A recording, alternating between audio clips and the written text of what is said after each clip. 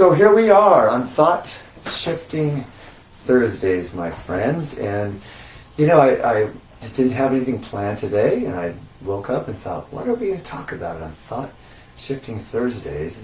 And then all of a sudden, some of my friends, tribe members, 3 people, the 4 of us were all together on Catalina Island for a retreat a month ago.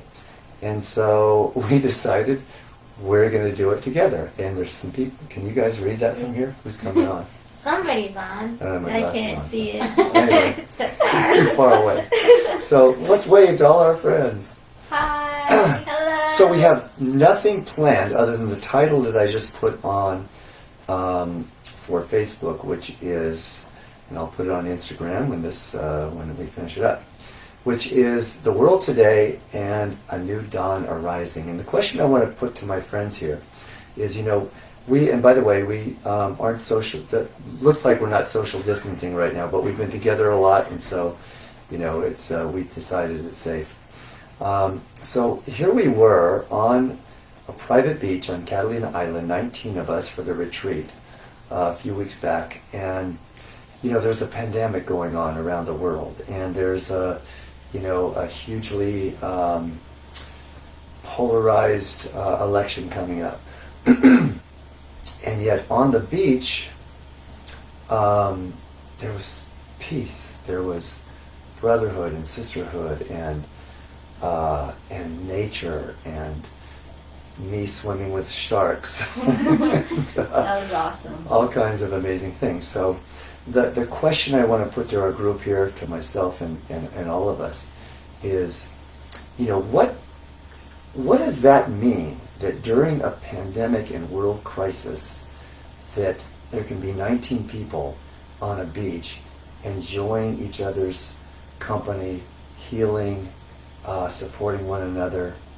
That's my question. How can that happen? What does that say about our world and the new dawn rising?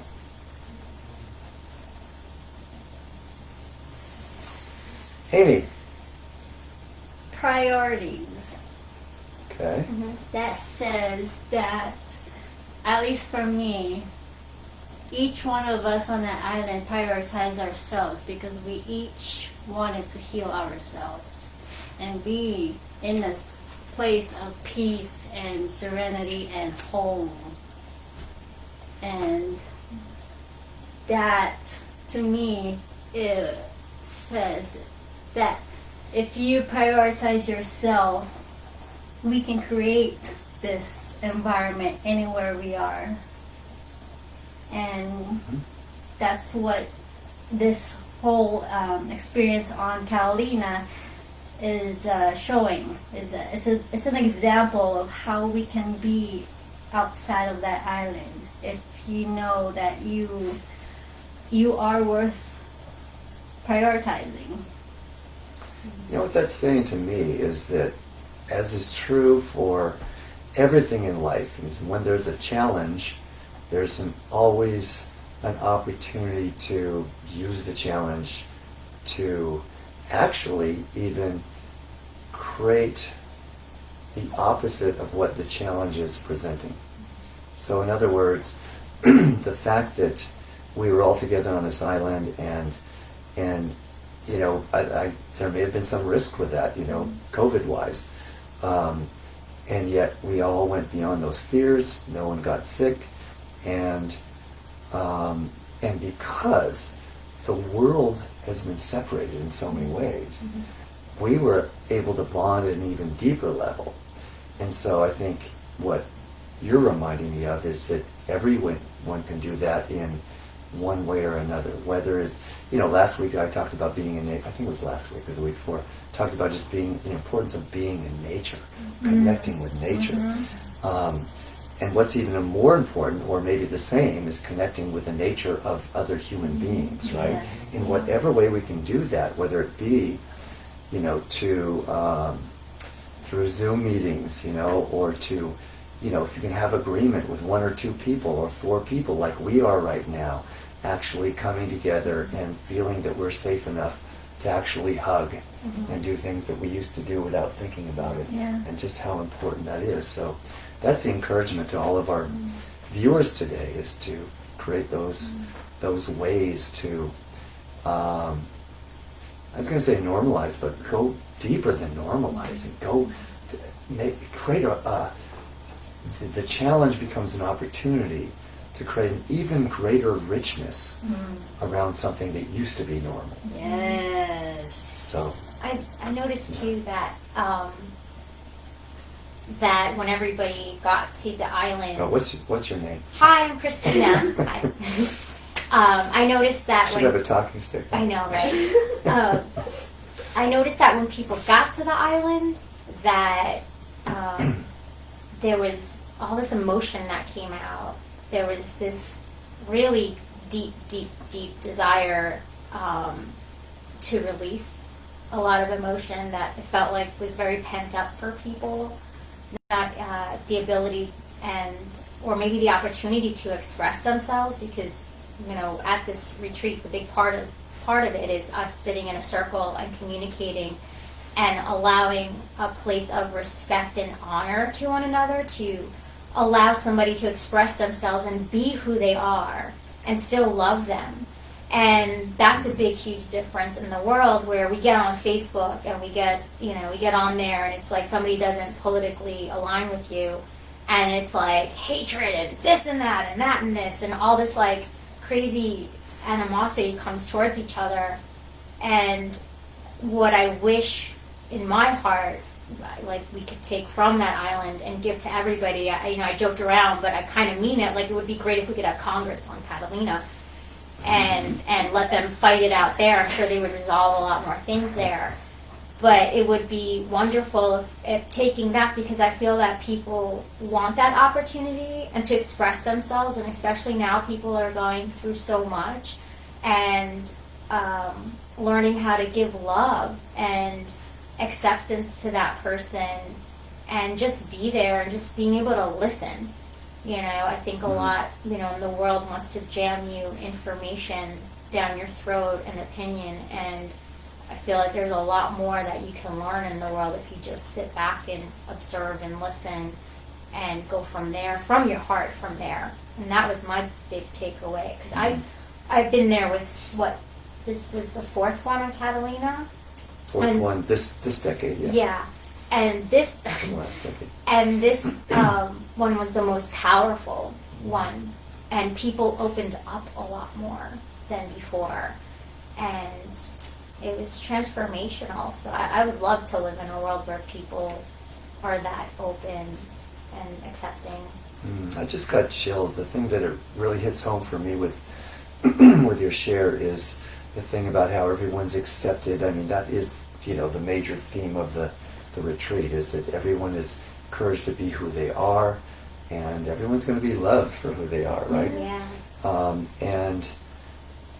And even the fact that we're camping, and some of us get a little bit, have intentionality about how we look on a day-to-day basis. And here we are camping, and our hair's a mess, and yet even in that simple thing, to know that you are loved when you look your worst.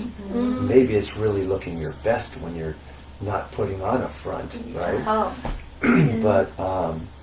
But what we might think is looking our worst, and just finding that, people don't love me less because my hair is all over the place, Yeah. or because I'm in dirty jeans, or because I'm having a moment where I need to cry or scream or laugh out loud.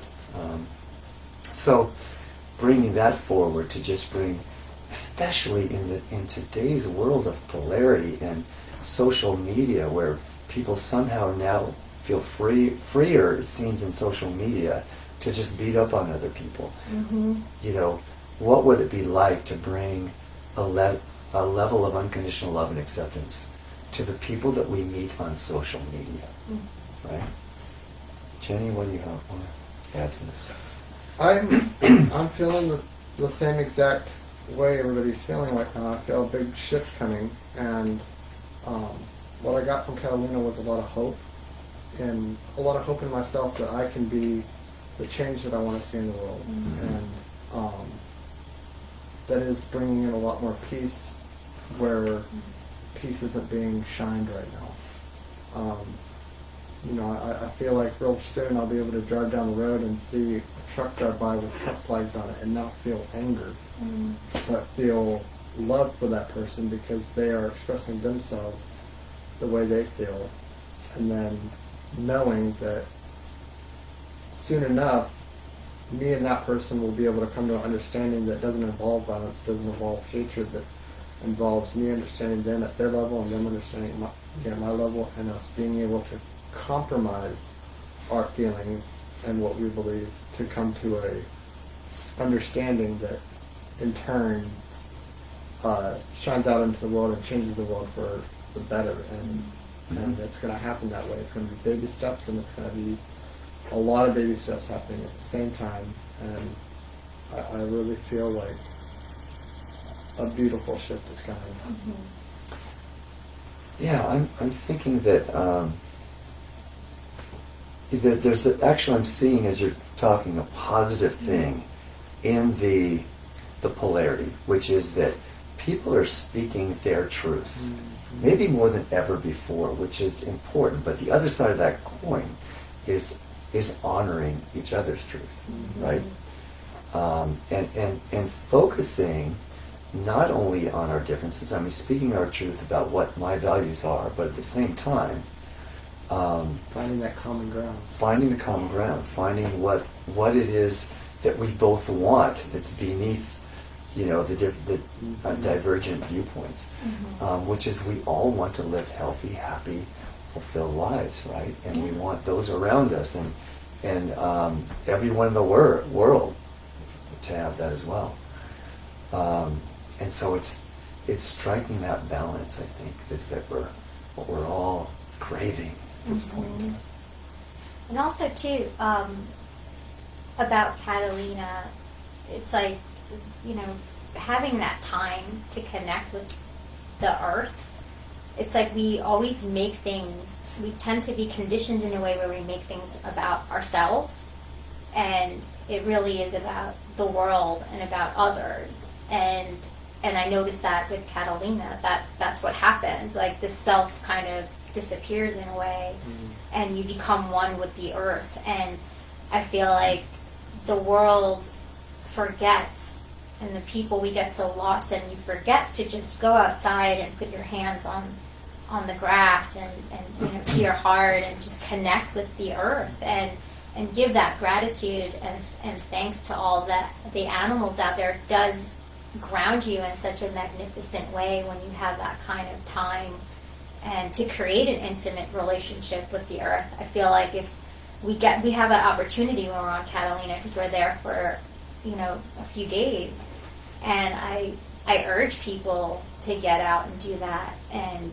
to really connect, because I feel like that would change a lot as well.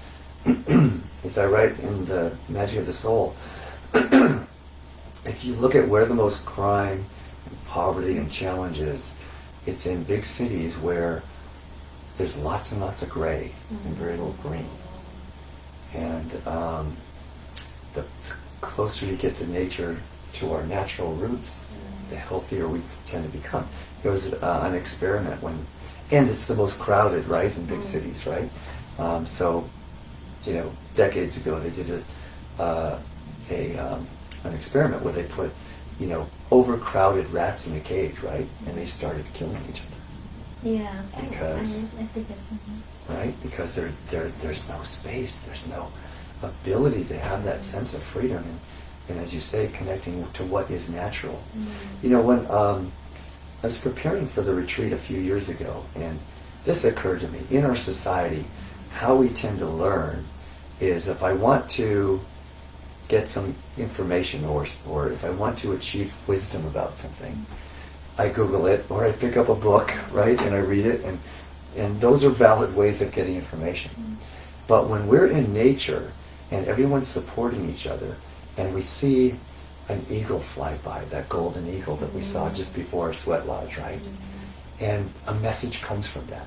So what happens, the way we tend to learn in our society is we get an idea, we ramble it around in our head, we think about it, and then at some point it sinks down into our emotional nature as we begin to feel it. And then that leads to energy and the inspiration, the enthusiasm to actually put that wisdom now into action, right? When I see the golden eagle and I get a message from that, like freedom, it downloads instantly. It doesn't have to go through the mind, then the feelings, then into the physical energy. It's an instant holistic download. And that's how nature-based cultures learn.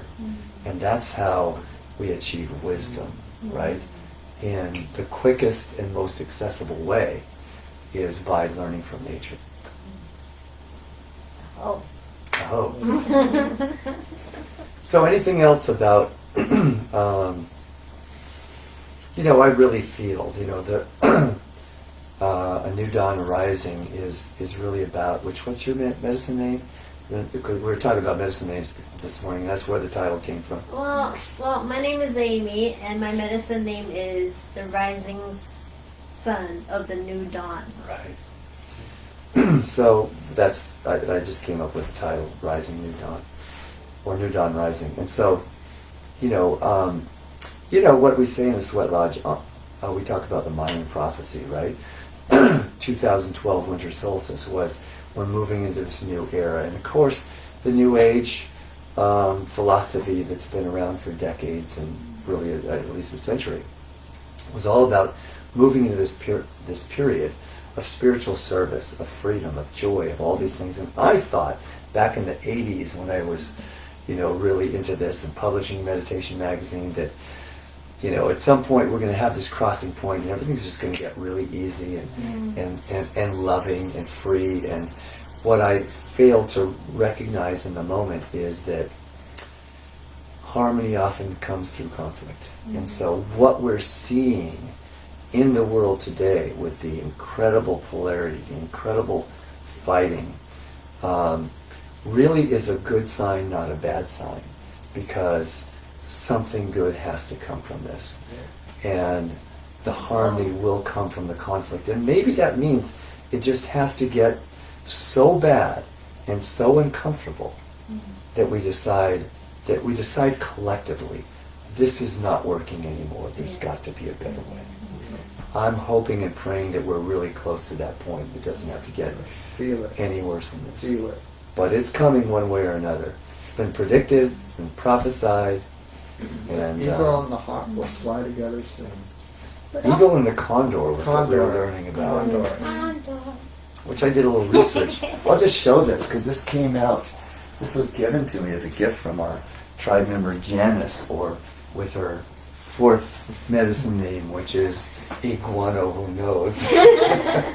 She offered this as a gift, which is the condor, and she talked about, she didn't know what it meant, but she talked about, hi Janice, she talked about when the prophecy, when the eagle and the condor fly together. And what I learned in researching it is the condor represents the divine feminine, and the eagle represents the divine masculine. That's so cool. And so really it's about, I'm going to get teary with this, when the divine masculine and divine feminine come together and work together. And, maybe that's part of the polarity that we're seeing, right? Is, the old patriarchal, paradigm that some people are holding on to that isn't working anymore, is resisting the divine feminine flying in and integrating with that. And so you see, on one side you have a group of people who it's all about, forcing things to happen, and and I'm not saying either of these are good or bad, right? But that it's about preserving the old, it's about keeping certain people out, it's about having a big war machine, all that has to do with the masculine. And so the feminine's coming in and say, hey, that's fine, we don't want to throw all that away, but we want to add to it the nurturing, the loving, the inclusion. Right? Also, too, I feel that with this time, and let's say worst case scenario, Trump wins again, and I'm accepting to that because I am grateful for his administration because it showed the amount of wounds that this country has, and if we had a different president, I don't think we would see as clearly. I think things would be still under the carpet, and we wouldn't see what we have to deal with and where the healing needs to be. And so I'm grateful because it exposed so much, not only with people, but also with the corruption that's in government too, and what needs to be healed as well. So, because it feels like the last 4 years, for the first time, there's been a magnifying glass on the administration and also on the people too. And what it's also showed me is the power of each person. Like, I saw so many people wake up into their power and step up and run for a position or get involved locally and really get involved in such a beautiful, wonderful way. And I love that it's awakened it, because I do feel the change does come from each person, and that each person has so much power, and that we don't have to give it all to just the government. It actually comes here. We want change. It happens here.